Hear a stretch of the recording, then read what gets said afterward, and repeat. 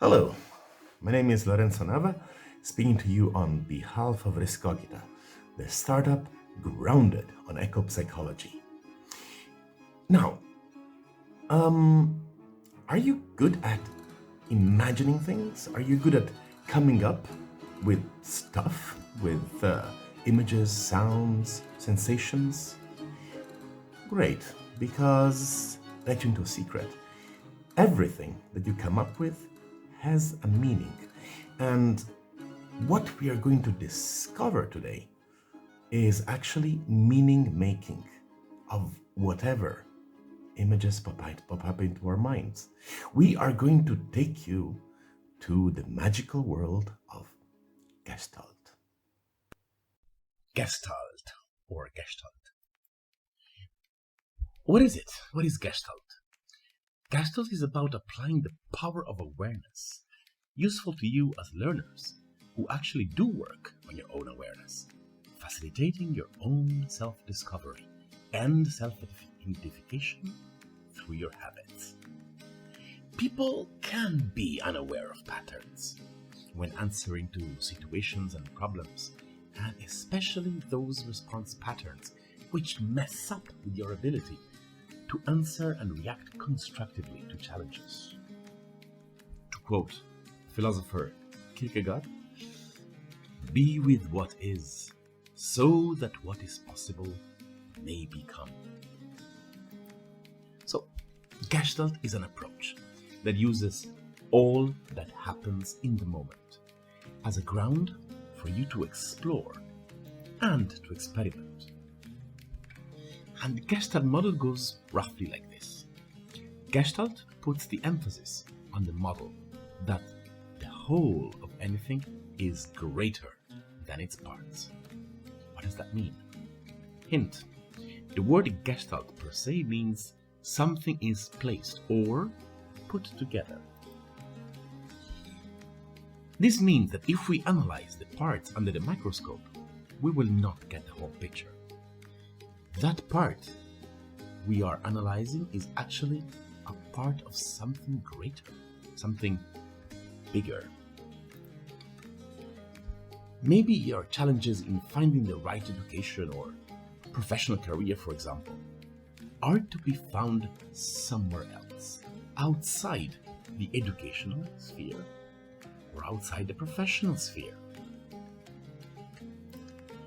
So Gestalt is about how we visualize and perceive images connected and associated with different objects and environments. In other words, our human relation to the world around us, our perception, and mental and emotional associations. And when we talk about Gestalt, we are talking about three main aspects it has. The first one is called Atomism. Atomism means all the knowledge you have, even complex and abstract ideas, are built from basic and simple elements. The second one is sensationalism. The simple parts, the atoms of the thought, are sensorial impressions, and the relation to them comes from our five senses. And the third, associationism. Complex ideas come from associating them together. So, organized, structured wholes are the key to understanding the parts. We tend to understand objects as whole structures rather than the sum of its parts. When we first try out a cake, initially we're probably just delighted at the taste.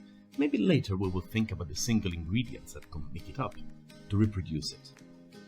Or first we hear a song, and maybe after enjoying the music and melody, maybe we can divide it into notes and a partition.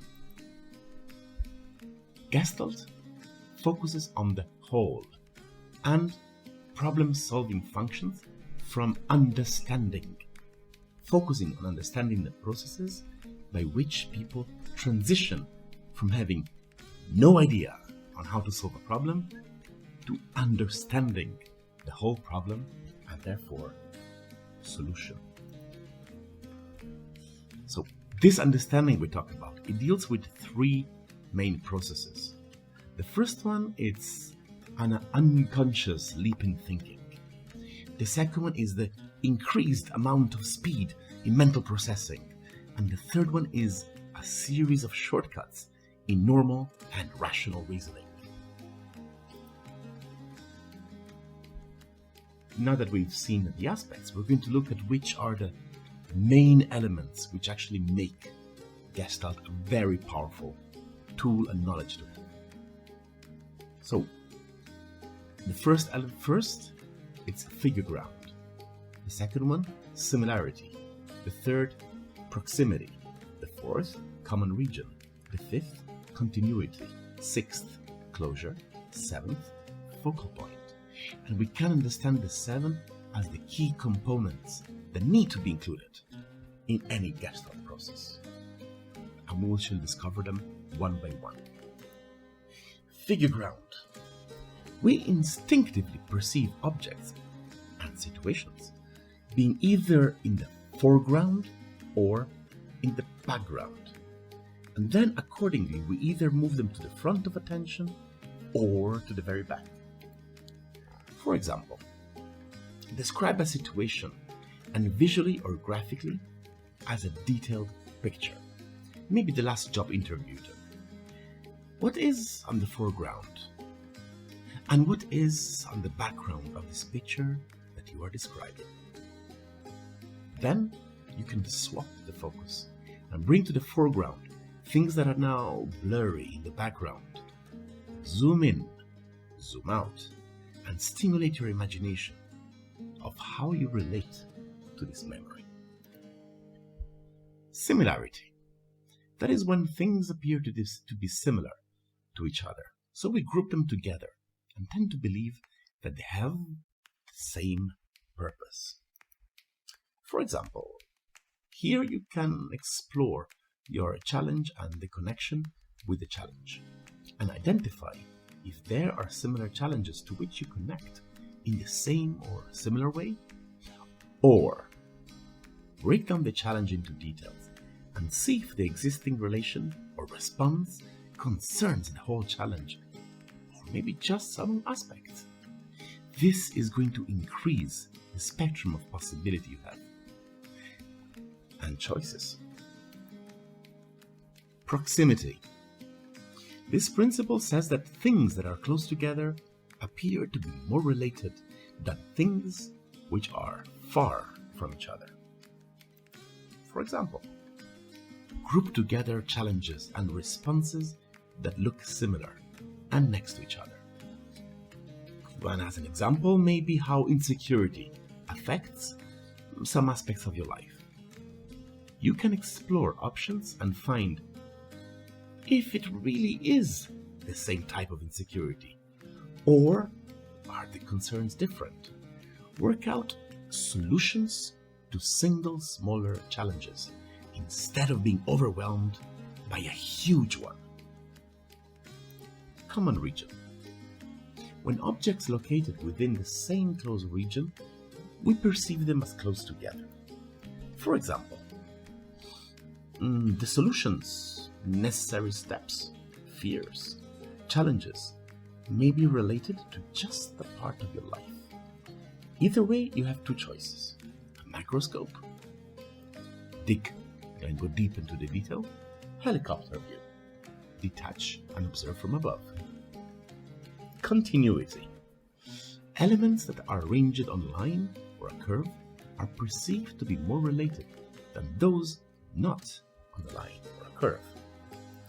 For example, cause and effect.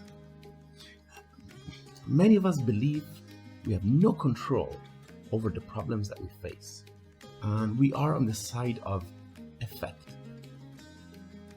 Put yourself on the side of cause. Take control. For example, every time I try this automatically fails. Every time I apply for a job, I get rejected. Create a pattern of effect expectation to influence your behavior. Closure. When we look at the complex arrangement of visual elements and imagination, we tend to look for patterns, likely a single patterns which we can recognize. When we see an image that has a missing part, our brain will fill the blanks and complete it in order to recognize the pattern. For example, when describing a challenge, you find yourself building patterns, creating connections. Doesn't matter if they're real or not. So look out for loopholes, repetitions, unclarity during the description, and confusional, emotional, illogical connection to test the reality of these patterns. Challenge those patterns, activate the microscope, discover the real patterns, the obstacles to your desired future. Focal point. Whatever stands out visually will have your first attention. For example, try to develop a self-coaching attitude. Ask yourself questions, and whatever comes out, describe it and picture it in detail. Explore that image, and then the choices and possibilities. Your questions will guide you towards exploring the territory, or solutions and responses. So if you want to know more and get deeper into Gestalt approaches, we have two suggestions for you. The first one being Skills in Gestalt, even though it is written for much professionals in therapy and psychotherapy. It is still quite an accessible read for anybody to really start to get some first ideas about Gestalt. And the second one is called Gestalt Coaching Distinctive Features. Again, very strongly advised, especially if you want to develop those self-coaching competencies. Right, thank you very much. And remember to follow us on www.rescogita.academy. Goodbye for now.